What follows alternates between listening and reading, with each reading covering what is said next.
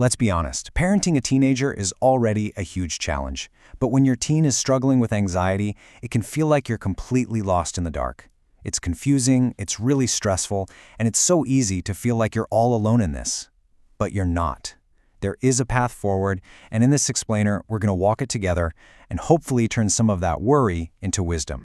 So to find that path, the first thing we have to do is try to see the world from their point of view.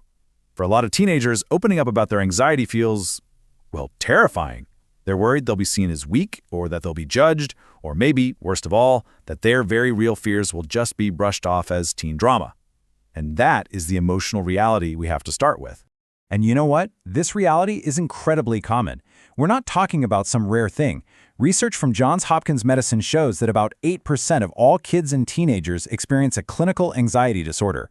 So this isn't a problem affecting just a few families. It's a shared challenge, and just knowing that can be the first step toward compassion.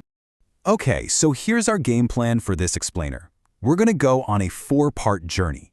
First, we'll get real about what teen anxiety actually is. Then, we'll dig into the hidden signs you might be missing. After that, we'll unlock a super powerful tool called validation. And finally, we'll talk about how to build lasting resilience. It's a roadmap to get us from awareness to action. All right, let's jump into section 1, teen anxiety, the reality.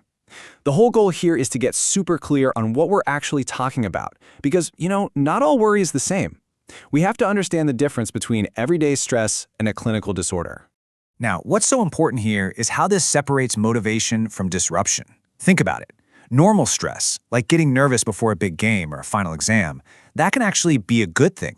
It's temporary, and it can push a teen to do their best. But an anxiety disorder, that's a whole different animal. It's this intense, persistent feeling that just doesn't go away. It can last for weeks, even months, and it gets in the way of everything: school, friends, just daily life.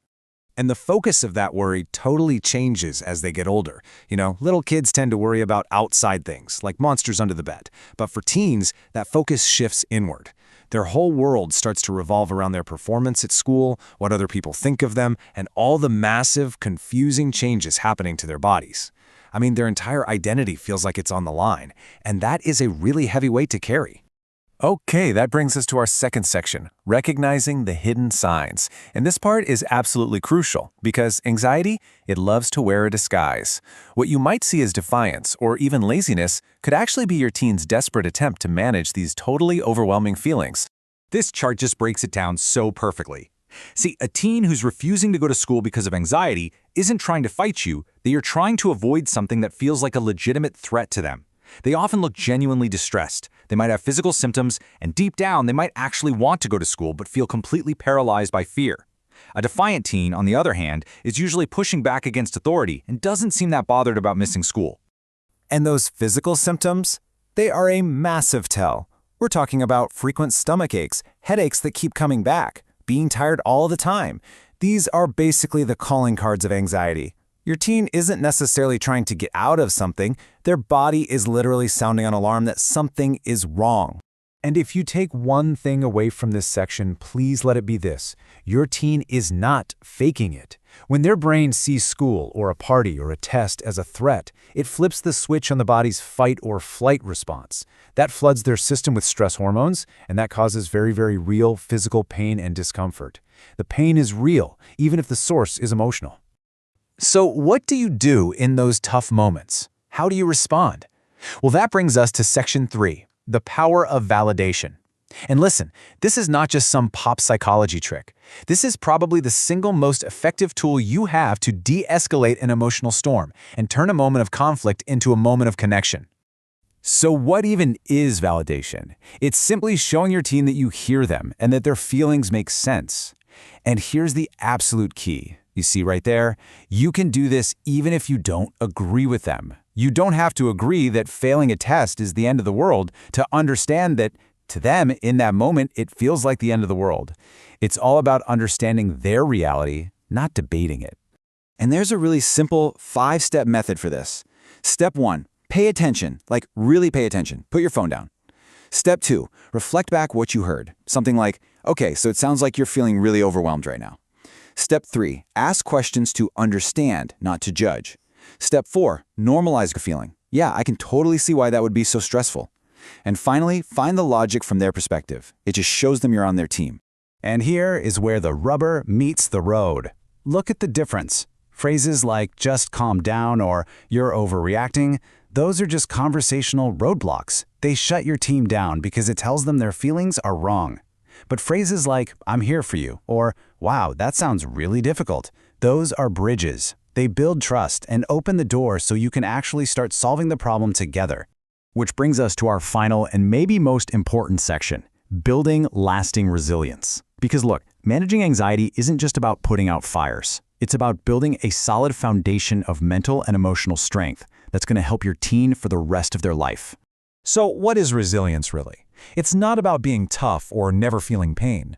It's about being adaptable. It's the ability to bend without breaking, to handle challenges, and to find a way forward when life throws you a curveball. The best part? It's a skill.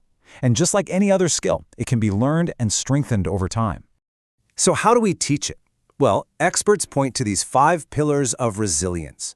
We can focus on building supportive relationships, developing healthy ways to cope, fostering optimistic thinking, growing their emotional awareness, and teaching practical skills for living.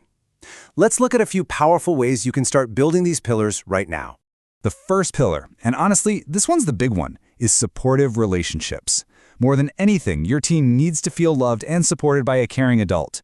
You, being that person who just listens without jumping in to fix things or pass judgment, that is one of the most powerful and protective things you can ever offer them. The second pillar is healthy coping. And this is all about the fundamentals. We're talking good sleep, nutritious food, and making sure they move their body for about an hour a day.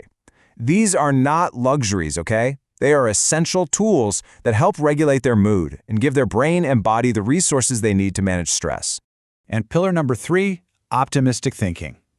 This is about helping them build what's called a growth mindset. And this simple reframe you see here is an incredibly powerful tool, helping them shift from I can't do it to I can't do it yet. That one little word transforms a dead end into a journey. It builds their emotional awareness and gives them a practical skill they can use forever. And a huge part of building resilience, another one of those essential skills for living, is knowing when it's time to call for backup. If the anxiety just isn't getting better, getting professional help is a sign of incredible strength, not failure. And you can frame it for your teen just like this. Hey, we go to the doctor for our physical health, right? Well, a therapist is like a doctor for our emotional health. It just normalizes the whole thing and takes away the stigma.